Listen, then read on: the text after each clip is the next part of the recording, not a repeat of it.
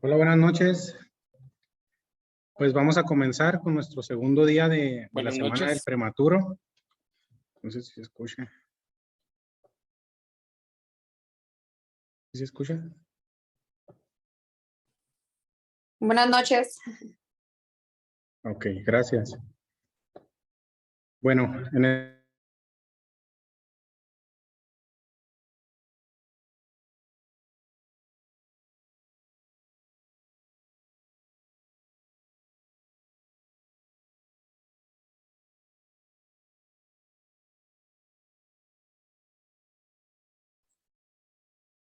Buenas noches, ¿sí se está escuchando, doctor?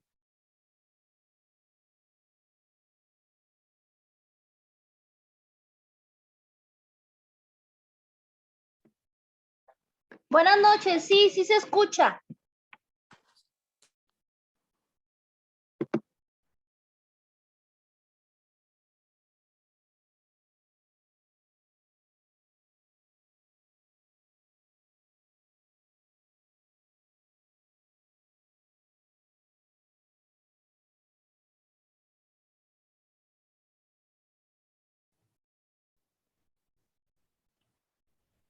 bueno, doctora, comenzamos con la plática de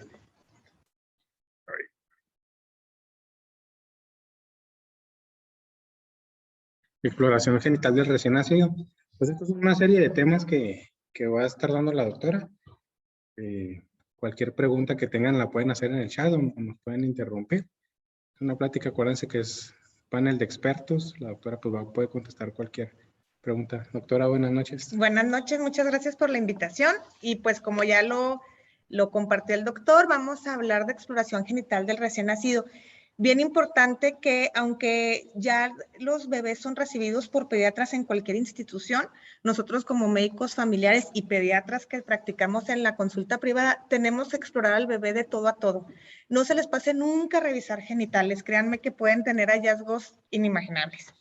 Es importante como tip siempre tener un asistente cuando exploramos genitales. Siempre no confíen. En la práctica hay muchas demandas, hay muchos abusos por parte de los pacientes, entonces más vale que pequemos de exagerados. Bueno, entonces entrando un poquito al tema. ¿No se ve? Esta no está.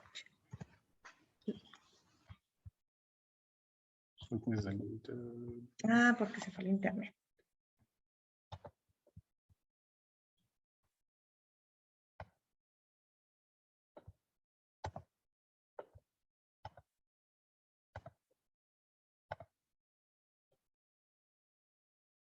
¿Ahora sí? Ok. Técnicas, pues estamos en vivo. Okay. Bueno, entonces es importante saber qué es lo normal en los genitales de un recién nacido. Todos los niños van a nacer con edema escrotal, sobre todo si nacieron por cesárea, porque como no pasan por el canal de parto, bueno, el edema es generalizado. Todos los bebés masculinos tienen fimosis, es normal. No necesitan ejercicios, no necesitan ponerles crema, no necesitan hacerles absolutamente nada. Edema de labios mayores. Aquí lo que vamos a ver es que los labios mayores se ven como retraídos y podemos ver exposición de clítoris, se va a ver muy grande, es normal. Aunque no es genital, también es importante que pueda haber ingurgitación mamaria. Incluso puede haber salida de lechita por las hormonas maternas que pasan al bebé, tanto en femeninos como en masculinos. Esto es totalmente normal, sobre todo en el primer mes de vida podemos encontrar esto. Ya con el paso del tiempo se va a ir desinflamando y vamos a tener una anatomía más común de lactante o de pediatría. En las niñas es normal y esperado el flujo vaginal. Podemos encontrar un moquito que es muy filante, que es muy espeso, incluso para limpiarlo es difícil. Con el paso de los días puede haber un olor característico, incluso mal olor, Y esto no significa que haya infección, simplemente es también secundario a las hormonas de la mamá. El sangrado transvaginal, que mucha gente le llama la primera menstruación, bueno, es igual secundario a las hormonas que pasan a través de la placenta, y este debe ser mínimo. Si tarda más de una semana en retirarse, entonces sí sería bueno que lo mandáramos a pediatra para una valoración más específica. Bueno, en las niñas las alteraciones que nosotros vamos a buscar y vamos a enfocarnos principalmente son la sinequia vulvar. Esto es, aquí les marco como debe ser.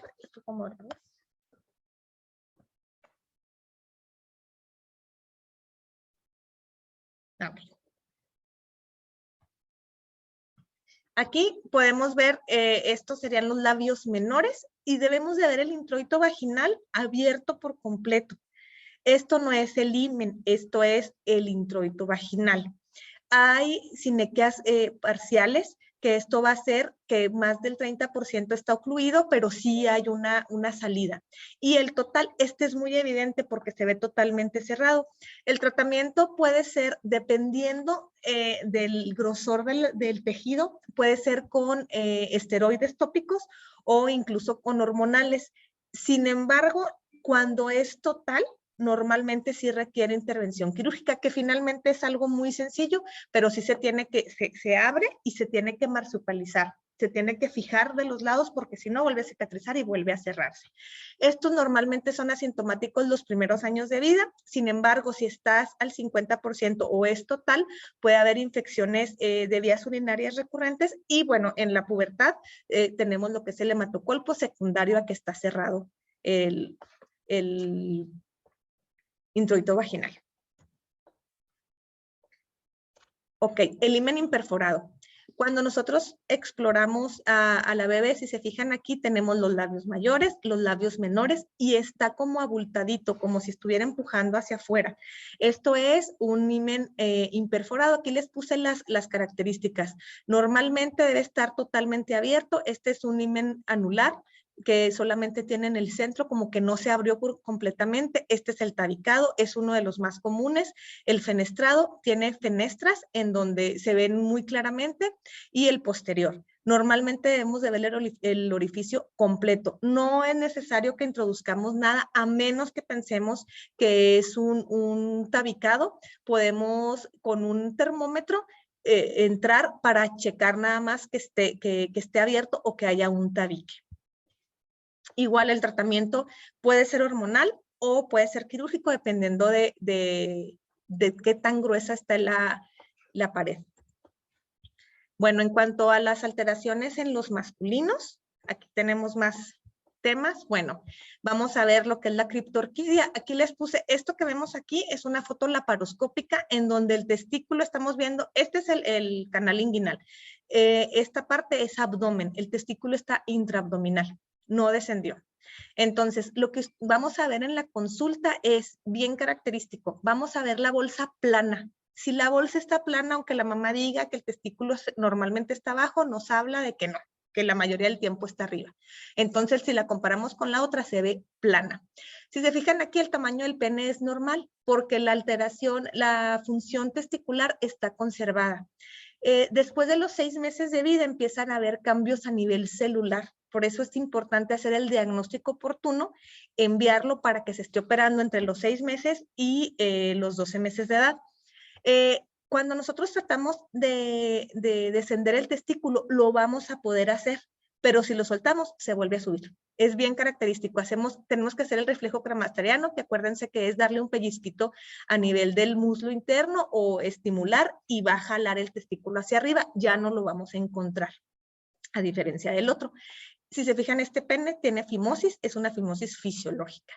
Bueno, entonces, es importante que lo derivemos para que se empiece el tratamiento. Está descrito el tratamiento hormonal, sin embargo, ha habido cambios testiculares en el adulto que han manejado con manejo hormonal únicamente. Entonces, aquí se tiene que individualizar cada paciente. El tratamiento hormonal es con testosterona. Los ciclos dependen entre 3 y 6 ciclos, dependiendo de dónde se encuentra el testículo. Sin embargo, lo que tenemos que valorar es el tamaño y la consistencia. De igual manera, si queda alguna duda, mandar a hacer el ultrasonido para saber exactamente dónde está. Si no está en el canal inguinal, entonces ya no sirve de nada el ultrasonido. El diagnóstico se hace por tomografía, en donde nos va a mostrar dónde se encuentra el testículo. En este caso, pues está prácticamente entrando al canal inguinal. Sin embargo, se puede encontrar a partir del riñón, en todo ese caminito, hasta el canal inguinal externo. La hernia inguinal, bueno, ya conocemos que es el paso de contenido intestinal a través de la ingle hacia el testículo, hacia el escroto. Vamos a ver un aumento de volumen, sobre todo cuando el paciente hace algún tipo de esfuerzo, está comiendo, está llorando, sobre todo llorando. Ok, aquí lo que tenemos que hacer es, si a su consulta llega un paciente irritable con este tipo de hernia, yo lo que les recomiendo es no traten de reducirla con el paciente despierto. Lo más recomendable es pásenle midazolam, no le tengan miedo, 100 microgramos por kilo, se lo pueden pasar intramuscular, se puede pasar transrectal o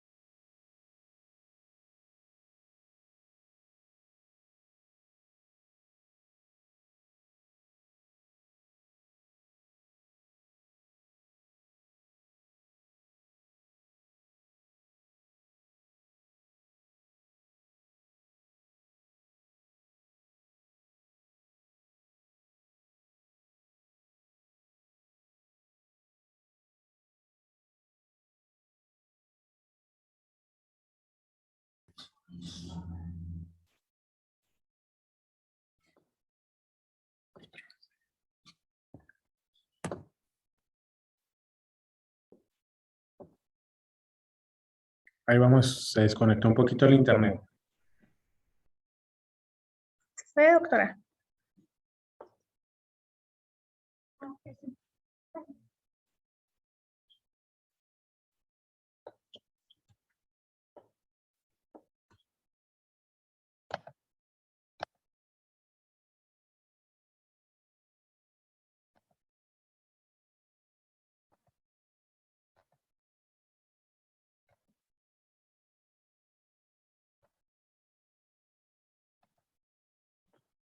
Ok, entonces les comentaba que la hernia inguinal se opera cuando se diagnostica, porque el riesgo de encarcelación y estrangulación es alto dependiendo del tamaño de la hernia. En los niños prematuros es más común, de hecho lo ideal es que antes de que se vayan del hospital se operen. Sin embargo, muchas veces pasa desapercibido por las condiciones pulmonares, cardiológicas o de las condiciones clínicas del paciente, lo dan de alta así. Si llega a su consulta, hay que mandarlo y explicarles a los papás cuándo acudir como urgencia al hospital. ¿Cuál es la diferencia entre una hernia y un hidrocele? Bueno, si bien hay una comunicación entre el abdomen y el escroto, en el hidrocele la característica es que pasa solamente líquido. Aquí pues es muy fácil diferenciarlo. Pueden ver ustedes el escroto tenso igual, y podemos hacer la prueba de la luz con una linternita, incluso con el celular lo pueden hacer, se va a ver prácticamente que es pura agua. Se puede ver el testículo, en este caso se está viendo que es un hidrocele completo, pero a veces se puede ver el testículo en la parte de arriba. ¿Cuándo parar un hidrocele? Bueno, hasta el año de edad tenemos para que se reabsorba el hidrocele. Si vemos que antes del año de edad es mucho el tamaño y está perjudicando la estructura testicular, entonces se opera antes del año. Si no, le damos nada más seguimiento, descartamos que haya una hernia. Con esta prueba es suficiente para saber que no hay hernia, solamente tenemos un líquido y si se fijan está encapsulado, y si después del año sigue con el hidrocele, entonces se hace una hidrocelectomía, que es prácticamente la misma técnica que la hernia inguinal. Aquí está lo que les comentaba de la fimosis. Esta fimosis es la fimosis fisiológica. Aquí, ¿verdad? Fimosis fisiológica. En los recién nacidos es normal que no podamos retraer nada de la piel del prepucio. Sin embargo, conforme van pasando los meses, esto es alrededor de los 3 meses, ya se debe ver el meato uretral. Si no se ve y sigue totalmente cerrado, entonces es indicación de circuncisión. Hasta este momento, la principal indicación es que los papás quieran la circuncisión. Hay 2 técnicas para hacer la circuncisión. Si es en el primer mes de vida, se puede hacer con un bloqueo peneano que se hace a nivel de la raíz del pene. Se hace en el consultorio. Ponemos un clamp. Este clamp, como la circulación a esta edad está disminuida, bueno, no está disminuida, no está al 100% en esta área, el sangrado es mínimo. De todas formas, yo en el consultorio siempre tengo un electrocauterio por cualquier cosa, pero generalmente no sangran. Se puede hacer en el consultorio siempre y cuando tenga menos de 1 mes de edad. Esto, si se fijan, ya es una fimosis patológica. Aquí ya hay un edema. A pesar de que sí vemos el meato uretral, ya hay un edema. También lo que pueden referir los familiares es que se le queda orina. O sea, si ustedes tratan de exprimir, al momento de que exprimen, sale orina. Esto nos habla de que se está colectando orina en ese punto y puede predisponer a infecciones, incluso huele mal. En este caso, pues está indicada la circuncisión. No hay una edad específica para hacer la circuncisión. Yo personalmente recomiendo que sea en niños menores de 3 años, porque a los 3 años ya el pene tiene un sentido para el niño, ya sabe lo que es. Es más difícil el posoperatorio porque el niño ya se está moviendo que cuando están chiquitos, que cuando están, que son lactantes menores, es mucho más fácil el cuidado posoperatorio. El hipospadias pasa desapercibido, créanme. Hay pacientes que llegan al consultorio que no sabían que tenía hipospadias. En este caso vemos un hipospadias glandular. Este puede pasar completamente desapercibido porque en el pañalito la mamá lo único que ve es pipí. Es bien característico que lo que vemos aquí es que no hay prepucio de este lado, si se fijan. El capuchoncito está nada más en la parte posterior. Este es un hipospadias. En el caso contrario, si el orificio estuviera de este lado, se llama epispadias, pero es mucho menos común. Aquí también es un glandular. Si se fijan, el chorro está abierto. No es un chorro consistente. Este es un niño ya más grandecito. Este es uno medial y este es uno distal. En este caso, si vemos que hay alguna alteración, si se fijan, el pene se ve muy pequeño y no estamos seguros de que haya testículos. Entonces aquí puede ser un transexo o un intersexo. Tendríamos que mandarlo a endocrino, hacerle, o a genética, hacer el genotipo para ver si es XX o XY y entonces ya poder planear un tratamiento. Suele pasar que los papás no se dan cuenta porque esta exploración tan específica no se hace cuando el bebé nace. O sea, simplemente cuando nace ven que está el pene, los testículos. Muchas veces sabemos que tenemos internos o residentes que son los que reciben al bebé y todos nos acordamos que cuando éramos internos pues no teníamos la sensibilidad de buscar este tipo de alteraciones. Esto, aunque no es genital, me pareció importante comentarlo. Hay patologías que es una malformación anorrectal. Miren, esta foto está muy explícita de cómo nace, cómo se ve los labios mayores, bien edematizados y el clítoris como si estuviera muy grande.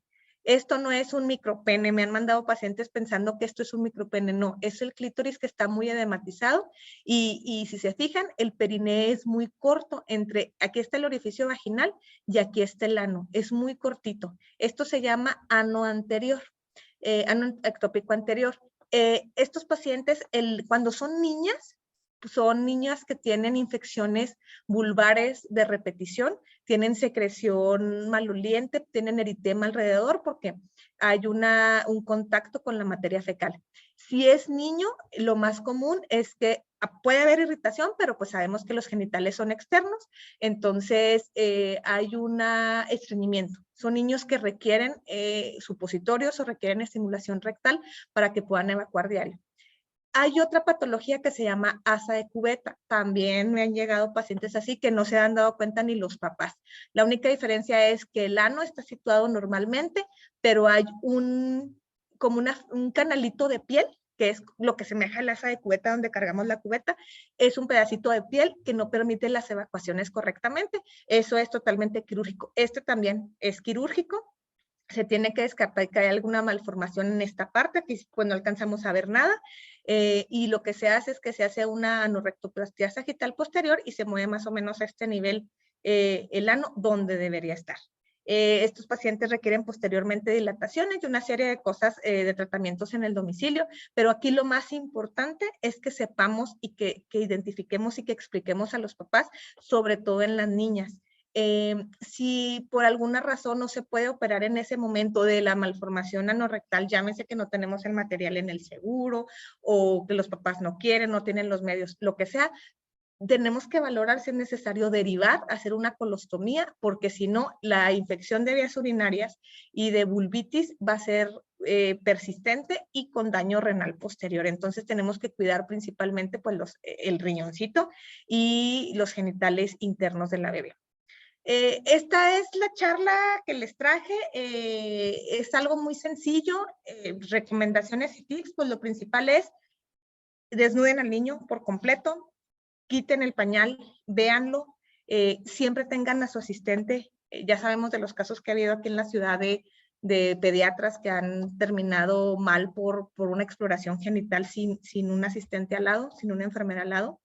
Siempre hay que tener a alguien ahí, explicarles a los papás qué es lo que estamos haciendo, por qué estamos tocando, sobre todo en testículos, explicarles que los ejercicios no es cierto, mucha gente lo sigue haciendo, es innecesario y podemos complicar y hacer una fimosis patológica.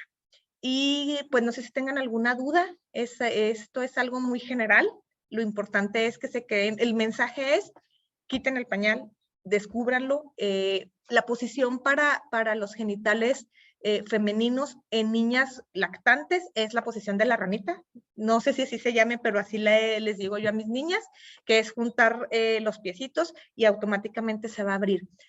Yo lo que hago es que le digo a la mamá que le separe para que la niña no sienta que le está tocando a alguien extraño y explicarle siempre a los niños, a pesar de que los vemos chiquitos, explicarles te voy a tocar porque te voy a checar pene y testículos o te voy a checar tu vulvito, te voy a checar pues ya saben, las mamás les ponen 1000 nombres.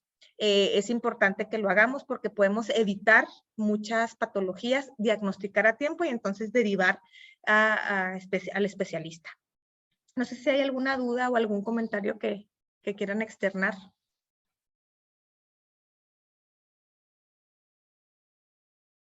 ¿Alguna pregunta? Aprovechen a la doctora.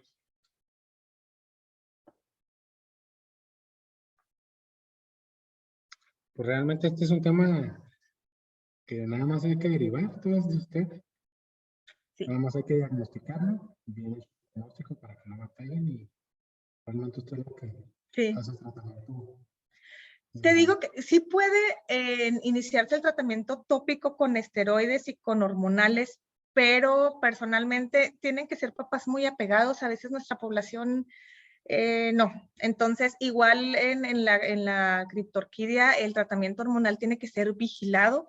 No puedes mandar nada más el tratamiento y no vigilarlo porque ningún medicamento es inocuo y los hormonales mucho menos. Entonces, el dar testosterona a niños menores de 3 años es muy riesgoso, entonces todavía no está sistematizado, todavía tiene que ser muy individualizado el tratamiento y sí, lo importante es que derivemos al paciente en el momento adecuado. Entonces, les paso mis datos, aquí yo estoy en el Hospital Ángeles, con mucho gusto, cualquier duda, este es el teléfono de mi consultorio, el doctor tiene mi teléfono si alguien lo requiere, alguna duda, cualquier cosa estamos a la orden. Ya saben que estamos para apoyarnos aquí todo el gremio médico. No sé si no hay alguna duda, les agradezco mucho por su atención y pues gracias por la invitación. Ay, espérame.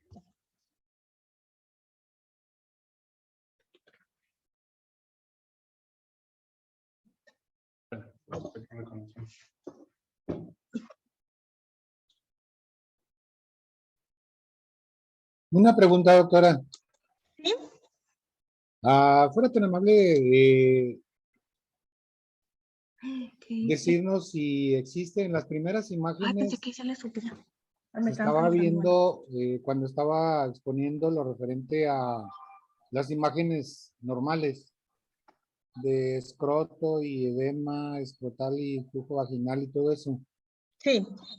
me pareció ver que el niñito tenía yeso, o no sé si si no es correcta mi acepción.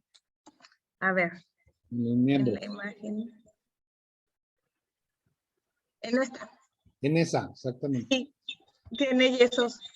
¿Sí?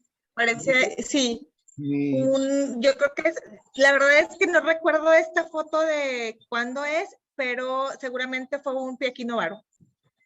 ok, esa es precisamente mi pregunta. Me quedé con la idea de que ¿existe alguna relación entonces en referente a asociación de dos patologías en un momento dado? Como tal, no hay una asociación descrita. Lo que sí está descrito es que en prematuros es 50% más alto que niños de término. Pero que tenga que ver con algo de pie equino, la verdad es que no hay nada descrito. Eso es. Muy bien, eso era toda mi pregunta. Muchas gracias por su información. Agradezco su valiosa información y estamos a sus órdenes, doctor. Y al Igualmente, doctor muchas también. gracias. Un saludo al doctor también. Mucho gusto. Hola, buenas noches. Juárez, le hacemos entrega de una constancia por haber participado en operaciones anatómicas genitales en nuestra semana del prematuro. Muchas gracias. También vamos a entregar un documento de parte de la doctora.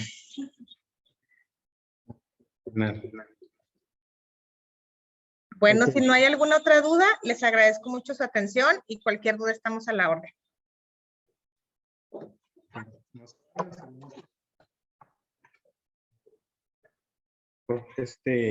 Gutiérrez, nada más en lo que ponemos la diapositiva.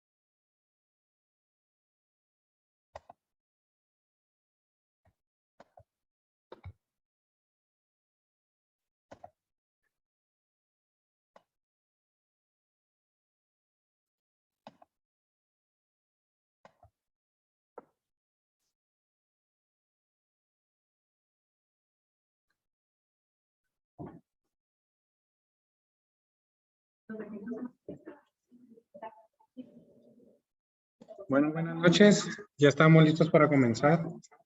En esta ocasión vamos a presentar al doctor Carlos Alberto Gutiérrez Torpey. Él es médico cardiólogo pediatra, también con su especialidad en ecocardiografía. Él es egresado de pediatría del Hospital General de Occidente, hizo cardiología pediátrica en el Instituto Nacional de Pediatría, hizo ecocardiografía pediátrica en el Instituto Nacional de Cardiología. Su práctica médica la realiza en el Hospital Infantil de Especialidades de Ciudad Juárez.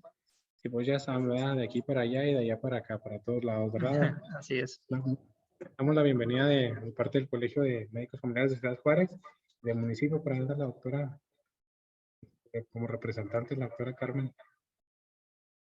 Doctor, pues todo tuyo en la ponencia, ya sabes, se pueden hacer preguntas durante la ponencia, pueden mandarnos un texto al chat y ya tomamos la pregunta. ¿Vale, doctor? Pues bueno, iniciamos. Muchas gracias por la invitación. Agradezco bastante la invitación. Espero que no sea pesado. Trataré de ser rápido. Y bueno, yo soy el doctor Carlos Alberto Gutiérrez Torpey. Soy cardiólogo pediatra ecocardiografista. No tengo ningún conflicto de interés para esta plática con ustedes. Y pues bueno, entramos en materia rápido para el abordaje de las cardiopatías congénitas. Solo para entrar en contexto, en esta imagen tenemos 1000 niños y se encuentran nada más de diferente color 8 niños. Esto refleja la incidencia de las cardiopatías congénitas, la cual es la malformación más común al nacimiento, y aproximadamente vamos a tener de 8 a 10 niños con algún tipo de cardiopatía por cada 1000 recién nacidos vivos. Si nosotros llevamos más o menos a las cifras actuales que tenemos de los niños que nacen cada año en México, que hasta el último censo eran aproximadamente, en todo México nacen cada año 2.100.000 niños, anualmente vamos a tener, en base a esto, de 18.000 a 21.000 niños cada año nuevos con algún tipo de cardiopatía congénita. ¿Y qué porcentaje van a sobrevivir más? ¿Qué porcentaje va a sobrevivir de todos estos niños que nacen? Aproximadamente más del 80% si nosotros hacemos una detección oportuna. Y esto radica la importancia de la plática, que más del 80% de todos estos niños van a llegar a una vida adulta y con buen pronóstico si hacemos una detección adecuada, una detección oportuna. Y para empezar, antes de entrar en materia, quiero transmitir que existe algo que se llama ecocardiograma fetal. El ecocardiograma fetal, como lo observamos en la imagen, es un estudio de ultrasonido dirigido a todas las personas o todas las mujeres que se encuentran embarazadas, donde podemos observar la estructura del corazón del bebito, y a diferencia del estudio del ginecólogo, del materno fetal, que va más enfocado al bienestar fetal del bebé y en todo su organismo, nosotros nos ubicamos principalmente en la exploración o el análisis exclusivamente del corazón. No es que un estudio sea mejor que otro, sino al contrario, ambos estudios se complementan entre sí. Y si yo les pusiera en contexto de que la gran mayoría de las cardiopatías congénitas nacen en familias que son sanas, les preguntaría, si podemos bajar el volumen, allá, les preguntaría a qué personas o a qué familias nosotros le debemos de hacer un tamizaje fetal por un ecocardiograma fetal. Recordemos que tamizaje es ir a investigar a una persona que creemos que está sana si tiene alguna enfermedad. La respuesta es si a todas las personas, o sea, si la gran mayoría de las cardiopatías congénitas aparece en familias que son sanas sin antecedentes de riesgo, pues la respuesta es que a todas. Entonces, esto es un estudio que se realiza de la semana 18 a la 21 de gestación en el segundo trimestre, pero se puede realizar en cualquier momento del embarazo. Sepamos que existe, y este es un video de un ecocardiograma fetal donde nada más quiero plasmar lo bien que se ven las estructuras y lo bien que podemos analizar el corazón. Y la importancia radica pues en la detección de cardiopatías que se llaman críticas, porque nosotros tenemos que ser conscientes que de estas enfermedades del corazón van a ser unas que son cardiopatías congénitas de bajo riesgo y van a ser cierto porcentaje, 3 o 4% de todas estas que se llaman cardiopatías críticas, y las críticas son las que queremos detectar al nacimiento porque son las que van a requerir una atención temprana, ya sea quirúrgica o por hemodinamia, en la primera semana de vida. Los factores, solo para que lo sepan, ¿qué mamás, ustedes que llevan principalmente el control del embarazo de muchos pacientes, qué mamás van a tener factores de riesgo? Pues hay factores de riesgo maternos, hay factores de riesgo fetales y hay factores de riesgo familiares. Los principales maternos son diabetes mellitus, generalmente medicamentos o infecciones durante el embarazo, o actualmente pues ya está muy de moda también la reproducción asistida. Los factores fetales son todos los que ve el ginecólogo o el materno fetal, y pues la historia familiar es si hay antecedentes de cardiopatía congénita. Generalmente nunca hacemos esta detección, generalmente nunca hacemos un ecocardiograma fetal. Supongamos que el niño ya nació, entonces ya nació, sepamos entonces que existe el tamiz por oximetría de pulso. Idealmente el tamiz se debe hacer por estas dos marcas. Las traigo a la plática, no porque venga representando alguna de ellas, sino porque son las que están aprobadas por la FDA, que son los oxímetros Máximo y el oxímetro Covidien Nelcon. Sepamos que el tamiz por oximetría de pulso es un estudio que intenta detectar pacientes enfermos del corazón al nacimiento y se debe realizar siempre a cada niño que nosotros creemos que está sano y se va de alta. Si el niño creemos que está sano y se va de alta, es un paciente candidato para hacer un tamiz por oximetría de pulso justo antes del egreso. Y esta es otra plática totalmente aparte, pero sepamos que existe con la saturación de la mano preductal y cualquier extremidad inferior de manera postductal, y va encaminado a observar diferencias en la oxigenación. Conozcan ustedes que este tamiz por oximetría pulso no va dirigido a detectar cardiopatías congénitas críticas. Ok, a mí, si les llegan a comentar alguna vez, a mi hijo le hicieron un tamiz por oximetría de pulso y me comentaron que después tuvo una enfermedad al nacer, relacionada al corazón, y ya tiene 4 o 5 años. Ok, esto puede pasar, sí, puede ser una CIA, una CIB, un PCA, porque el tamiz por oximetría de pulso va dirigido a descartar cardiopatías congénitas críticas. Críticas es la palabra clave y repito, son enfermedades que generan la necesidad de una intervención en la primera semana de vida, ya sea por cateterismo o de manera quirúrgica. Y son estas enfermedades, son el síndrome de ventrículo izquierdo hipoplástico, una atresia pulmonar, una atresia tricuspidia, una tetralogía de Fallot, una conexión anómala de venas pulmonares, una transposición de grandes arterias o un tronco arterioso. Para esto está dirigido el tamiz neonatal. Ahora, el niño ya nació, no sabemos nada de él y me da con datos de alguna enfermedad del corazón. No se le hizo ecocardiograma fetal y no se le hizo tamiz. Es habitualmente el panorama con el que nosotros nos enfrentamos y no sabemos qué camino tomar, no sabemos qué rumbo iniciar. En esta plática yo quiero transmitirles cómo hacer un buen abordaje sin la necesidad de un electrocardiograma, a pesar de que es siempre muy necesario, sin la necesidad de un electrocardiograma y sin la necesidad de un ecocardiograma. Únicamente apoyándonos en base a una exploración física, un interrogatorio que deben de ser judiciales, una adecuada radiografía y su oxímetro. Entonces, la primera pregunta que ustedes se deben de hacer es si existen algún dato de cardiopatía. ¿Cuáles son los datos de cardiopatía? Pues si hay alteración en el peso, si hay alteración en la talla, neumonías de repetición, antecedentes familiares, antecedentes de muerte súbita, y en la muerte súbita son generalmente algunos síndromes que se relacionan también con sordera. Podemos preguntar si existe sordera en la familia. Si hay alteraciones en la succión, la clase funcional de cualquier lactante o recién nacido es muy difícil de valorar. Ellos no van a decirnos adecuadamente una clase funcional. Su máximo ejercicio va a ser la succión. Valoren si succiona bien, si tiene buen agarre, si se cansa, si repite, si tiene cambios de coloración durante la succión, si hace cianosis, la presencia de soplo, es otro dato de cardiopatía. Si hay alteraciones en los pulsos, no estamos acostumbrados a tocar los pulsos de las extremidades inferiores o del hueco, la horquilla supraesternal. Son aquí, si tocamos frémito, es estenosis aórtica hasta demostrar lo contrario. Ausencia de pulsos en extremidades inferiores es coartación de la aorta hasta demostrar lo contrario. Son diagnósticos de un dedo y no lo hacemos. Entonces, si hay factores fetales o factores maternos, generalmente ustedes siempre tienen la respuesta a esta primera pregunta. Ustedes saben que hay algo mal, saben que hay datos de cardiopatía congénita, pero no saben cómo iniciarla. Entonces, la primera pregunta se debe de responder que sí para continuar en el algoritmo. Y si la respuesta me dice que sí, tenemos que descartar principalmente datos de si no hay enfermedades de una cardiopatía adquirida.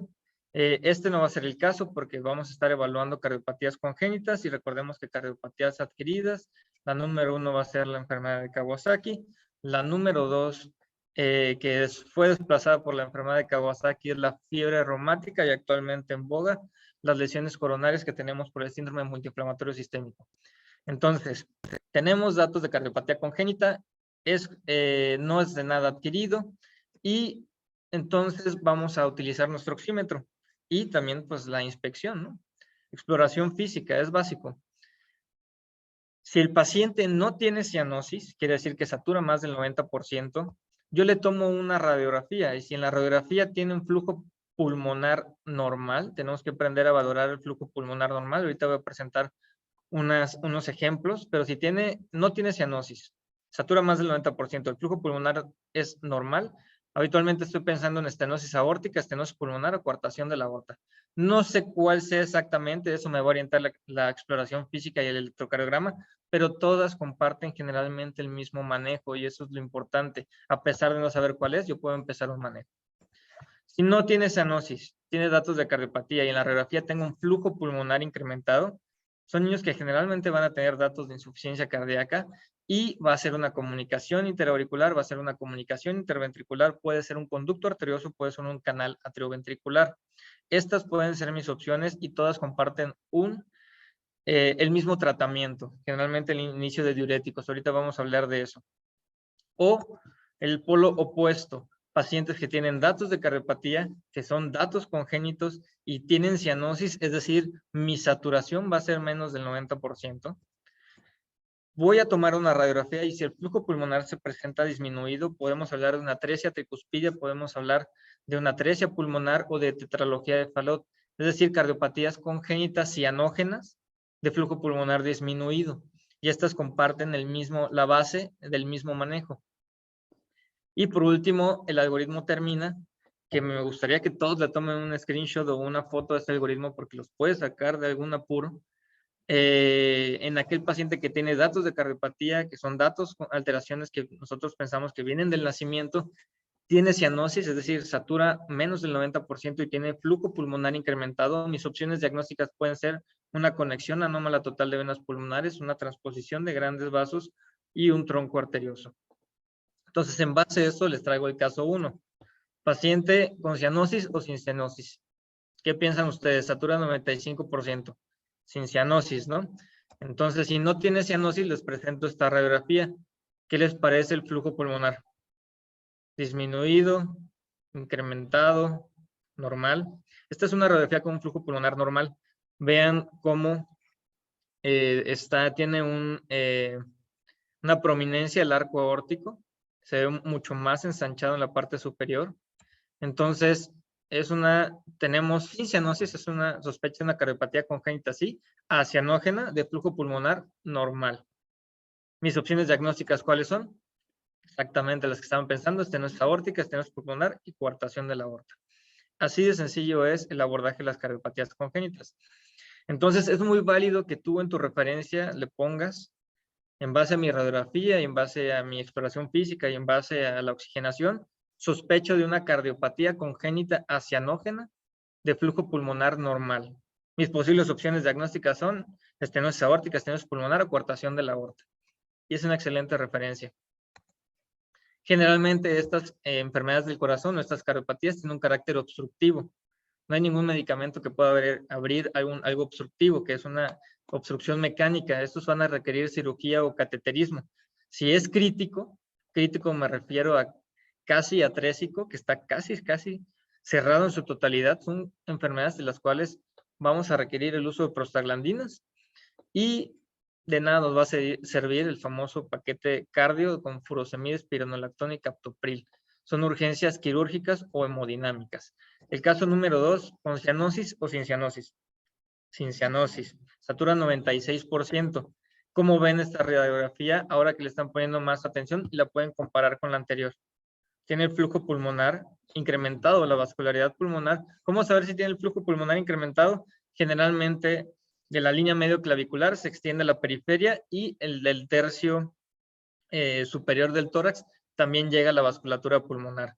Entonces, tengo datos de un paciente que no tiene cianosis, tiene el flujo pulmonar incrementado y entonces yo puedo empezar a sospechar de una cardiopatía congénita, sí, de flujo pulmonar incrementado. Y mis opciones diagnósticas, ¿cuáles van a ser? Pues pueden ser una comunicación interauricular, una comunicación interventricular, un conducto arterioso o un canal AB. Si empezamos a preguntar más por este paciente, ven cómo la aurícula derecha está dilatada. Y el electrocardiograma, se los platico, tenía un bloqueo de rama derecha y un soplo en foco pulmonar. Agua pasa por mi casa. Es una comunicación interauricular. Entonces, más o menos ya vamos haciendo el ejercicio de cómo se van abordando las cardiopatías congénitas y está excelentemente bien referido que nosotros hagamos en la nota. Es un paciente con cardiopatía congénita acianógena de flujo pulmonar incrementado. Mis opciones diagnósticas son CIA, CIB, PCA o canal AB, por lo cual yo empiezo el siguiente manejo. Entonces hacemos una excelente referencia. Todos estos pacientes van a compartir lo que es la activación del eje renina-angiotensina-aldosterona, es decir, la gran mayoría del flujo o de la sangre se va al pulmón. ¿Y qué órgano de nosotros empieza a sentir que ya no tiene sangre?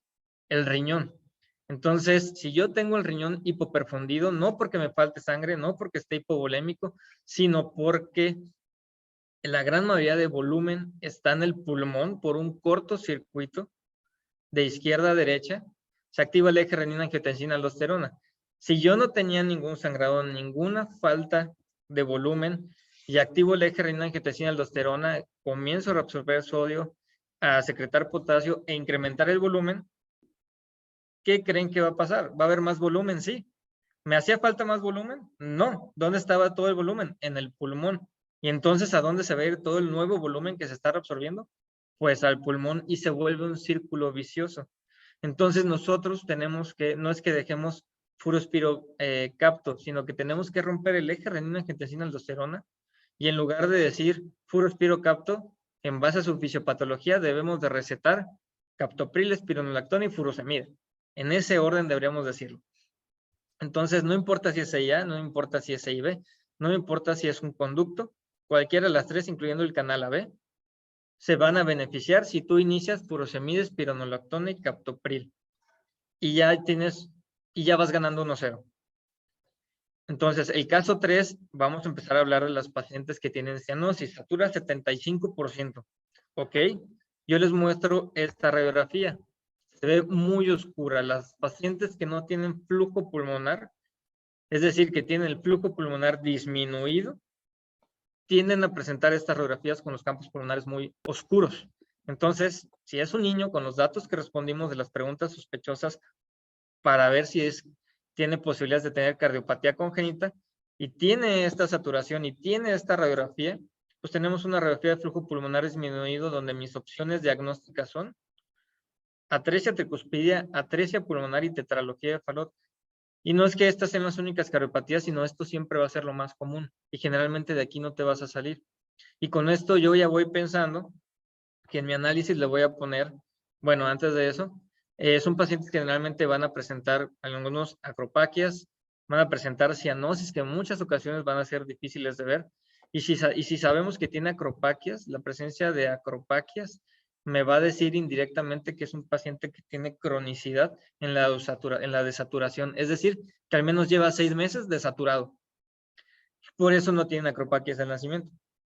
Entonces, si nosotros, en base a esto, queremos referir al paciente, podemos ir iniciando una nota que diga, es un paciente con estas características, tiene esta radiografía, tiene esta exploración física, tiene esta oxigenación, sospecho de una cardiopatía congénita cianógena de flujo pulmonar disminuido.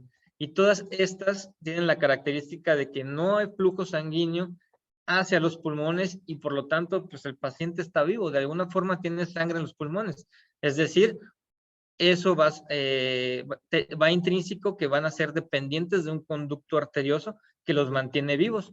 Por eso nosotros podemos usar prostaglandinas, debemos usar prostaglandinas. Si estamos en un centro con una sala de cateterismo, ponerle un stent en el conducto para que no se cierre y así aseguramos el flujo pulmonar. Si tiene el flujo pulmonar disminuido y yo le pongo diuréticos, orina mucho y baja el volumen, ¿qué creen que va a pasar con el flujo pulmonar? Pues va a disminuir más. Entonces, no usar diuréticos, prevenir cosas o situaciones que me puedan disminuir el volumen, porque ya es una cardiopatía con flujo pulmonar disminuido y yo no quiero que se siga disminuyendo. Entonces, tengo que prevenir la deshidratación. Todo lo contrario, tengo que usar balances positivos, al menos neutros, y darle confort al niño. El propranolol sí está indicado principalmente para crisis de hipoxia, en aquellos pacientes que tengan estenosis del infundíbulo, generalmente tetralogía de Fallot, por lo tal es punto y aparte, pero si sospechan Fallot, está muy bien que lo inicien. Y el caso número 4 es un paciente con cianosis o sin cianosis. Entonces va a tener cianosis, satura al 80%, y tenemos esta radiografía. Tiene el flujo pulmonar disminuido, normal o aumentado. Entonces es un flujo pulmonar incrementado. Entonces, paciente con flujo pulmonar incrementado y con cianosis, mis opciones diagnósticas, ¿cuáles son? Conexión anómala total de venas pulmonares, transposición de grandes arterias y tronco arterioso. Todas estas son cardiopatías congénitas cianógenas de flujo pulmonar incrementado. Y por lo tanto, si tienen el flujo pulmonar incrementado, al igual que las acianógenas, nos vamos a beneficiar de furosemida, espironolactona y captopril y algunos otros pacientes van a depender de una adecuada comunicación a nivel de las aurículas que los va a mantener vivos. Entonces, hay pacientes que van a requerir una tiroceptostomía o procedimiento de Rashkin e indudablemente cirugía. Pero si le empezamos el furosemida, espironolactona y captopril, ya vamos ganando 1-0. Dos observaciones importantes. ¿Qué paciente clínicamente necesita tiroceptostomía? Vuelvo a lo mismo. No estamos hablando de ecocardiogramas, a nadie le urge el eco, no pedí electros, ni siquiera pedí la valoración del cardiólogo. Ustedes, ¿qué pacientes pueden sospechar que necesita una atrioceptostomía, un procedimiento de Rashkin? Clínicamente, paciente que tiene cianosis que no mejora con oxígeno, orienta a cardiopatía. Paciente con dificultad respiratoria y tú ves que tiene edema pulmonar en la radiografía y que el hígado ya va por la cresta ilíaca. Entonces, cianosis que no mejora con oxígeno, edema pulmonar y mucha hepatomegalia, sospecha de cardiopatía, necesita una tiroceptostomía o no va a mejorar. Y otra observación, ¿qué pacientes son los ductodependientes clínicamente? El paciente que es recién nacido, el paciente que tengo obviamente el contexto que sospecho de una cardiopatía, le pongo oxígeno y empeora. ¿Por qué empeora? Porque le cierro el conducto y obviamente disminuye el flujo pulmonar y empieza a desaturar. Y en ese momento te da datos de bajo gasto. Es ductodependiente, quítale el oxígeno y ponle prostaglandinas. Entonces, rápidamente para diferenciar. Ya sabemos cómo está el algoritmo. Me baso en la saturación, me baso en cuánto, si hay cianosis o no, y en la radiografía. Ahora, nada más para ir afilando un poco lo que es el ojo, ¿qué es flujo pulmonar incrementado? ¿Qué es congestión venocapilar? Vayamos quitándole todo lo subjetivo a estas palabras para que todos objetivamente empecemos a compartir un mismo punto de vista. Recordemos rápido la circulación. La sangre llega por las venas pulmonares a la aurícula izquierda, pasa al ventrículo izquierdo, se va a la aorta y de la aorta llega con menos cantidad de oxígeno a través de las venas pulmonares a la aurícula derecha, pasa por la válvula tricúspide, termina en el ventrículo derecho y pasa por el tronco de la arteria pulmonar. Esta es la circulación normal que necesito que todos sepamos. Anatomía básica del corazón. Ahora, vuelvo a la misma pregunta. ¿Qué es flujo pulmonar incrementado y qué es congestión venocapilar? ¿Qué les parecen estas radiografías? ¿Qué les parece la de la izquierda y qué les parece la de la derecha? Se los doy 2-3 segundos. ¿Creen que es lo mismo? ¿O hay alguna diferencia? Ok. Entonces, ¿cuándo vamos a hablar de flujo pulmonar incrementado? Si yo describo una radiografía que tiene flujo pulmonar incrementado, indirectamente estoy diciendo que tiene un cortocircuito de izquierda a derecha que le lleva más sangre al pulmón. Es decir, tiene un hoyo a nivel de las aurículas, tiene una comunicación interauricular y por eso tiene hiperflujo. Tiene un hoyo a nivel de los ventrículos que se llama comunicación interventricular y me da un cortocircuito izquierda-derecha. O a nivel de la aorta y la rama izquierda de la arteria pulmonar, que es el conducto arterioso, y me lleva más sangre al pulmón. Si yo describo una radiografía con flujo pulmonar incrementado, indirectamente estoy diciendo que tiene un cortocircuito que me lleva más sangre al pulmón. Por lo tanto, yo voy a ver una radiografía así. Vean cómo la vascularidad del pulmón se extiende más allá de la línea media clavicular y llega hasta el tercio superior del pulmón, casi hasta las clavículas, ¿no? Y todo lo contrario. Si yo tengo una obstrucción del lado izquierdo, en este caso una coartación de la aorta, ¿qué creen que va a pasar con el flujo de sangre? Es decir, se empieza a congestionar, de ahí viene la palabra congestión venocapilar, de manera retrógrada, como que se estanca, si lo queremos ver así, se incrementa la presión del ventrículo izquierdo, se incrementa la presión de la aurícula izquierda, y cuando se vence la presión máxima en la aurícula izquierda, pues la sangre llega a las venas pulmonares, es secundaria una obstrucción del lado izquierdo y tenemos una congestión venocapilar, que es la antesala del edema pulmonar. O el mismo ejemplo, una estenosis mitral, donde se acumula la sangre en la aurícula izquierda, ¿a dónde va a llegar? A las venas pulmonares y me va a dar, por lo tanto, congestión venocapilar. Es decir, cada vez que yo hable de congestión venocapilar, o si lo leen del Guadalajara, como sinónimo les va a decir hipertensión venocapilar, indirectamente yo estoy hablando de una obstrucción del lado izquierdo del corazón. Y veamos cómo la radiografía no es la misma, sino tiene como algunas ramificaciones, no se ve como una vasculatura incrementada, y la literatura de la vieja escuela te la va a decir que se observa como granos de arroz o astas de reno. Vean cómo se ve como ramificaciones, más no es una vasculatura incrementada. Ahora se las vuelvo a poner juntas y ya no se ven igual. Una es congestión venocapilar y otra es hiperflujo pulmonar. Hiperflujo tiene un cortocircuito izquierda-derecha. Congestión venocapilar tiene una obstrucción del lado izquierdo.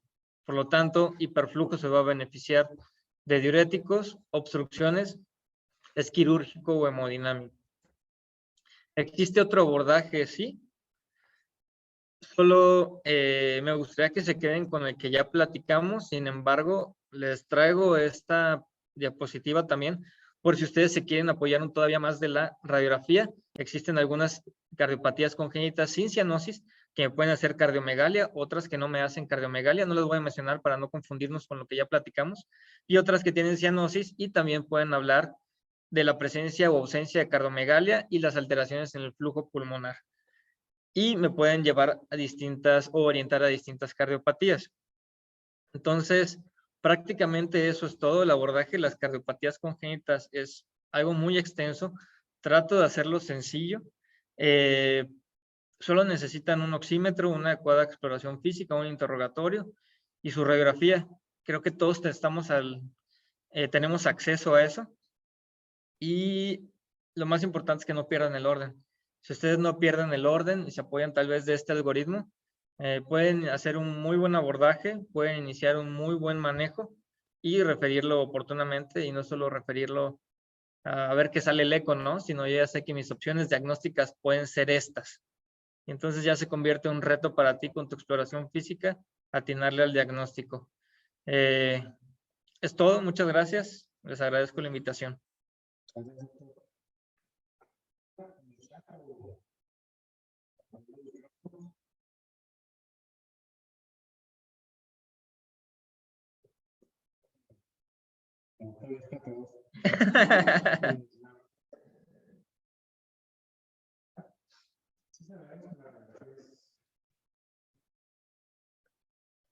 Bien grande, pero yo creo que de aquí la mayoría no pensamos que fuera tan grande como para diagnosticar algo tan grande como una cardiopatía cianógena o no cianógena.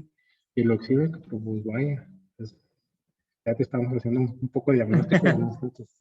Sí, se vuelve interesante el reto con uno mismo y creo que ya hacernos de la idea de ser ecodependientes, saber qué dice el eco, para empezar un manejo, es un avance importante.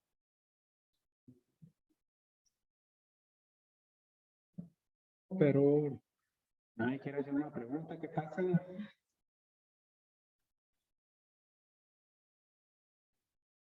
Disculpen si me fui muy rápido, el tiempo es corto. Si existe alguna duda, también ahí les dejo mis redes sociales. Yo también estoy en el Hospital Ángeles, en el consultorio 640, y también estoy en el Hospital Infantil de Especialidades.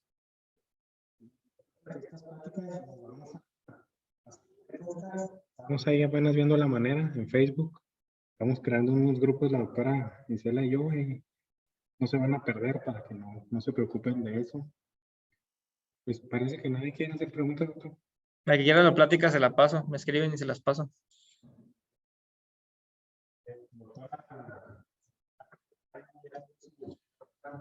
Manita.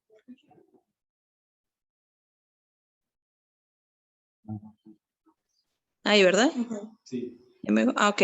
Bueno, pues buenas noches a todos. Encantada de tenerlos aquí en el auditorio presencialmente, aquí a los doctores, la doctora Karina Cano, que nos dio una excelente ponencia también, y el doctor Carlos Gutiérrez, a los cuales les agradezco mucho el que se encuentren el día de hoy aquí en el auditorio de Protección Civil. Hicimos un compromiso con el Colegio de Médicos Familiares para hacer vínculos para la capacitación de nuestros médicos de primer nivel, sobre todo nuestros médicos pasantes, que espero que nos estén escuchando, ya los vi ahí en línea todos. Entonces, la verdad, les agradezco mucho a los médicos que están haciendo un esfuerzo extraordinario de su tiempo en preparar el material, en venir a exponerlo aquí a nosotros, aunque sea en línea, se tomaron el tiempo pues para acudir, para estar con nosotros, y bueno, pues también al Colegio de Médicos Familiares les agradecemos. Ahorita el doctor pues va a hacer les va a otorgar un reconocimiento a los médicos, pero pues sí quería antes que nada pues brindarles un cordial agradecimiento a los dos. Gracias, doctor. Gracias. Gracias, doctora.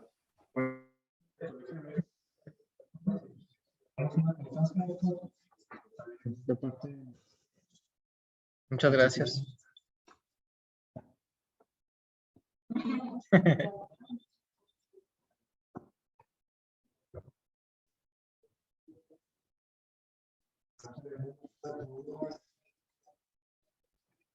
Vamos por terminado nuestro segundo.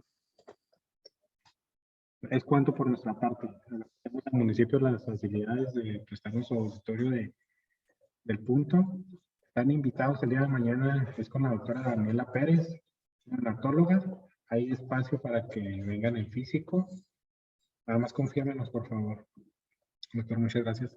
A la orden, muchas gracias a ustedes. Un gusto. Gracias.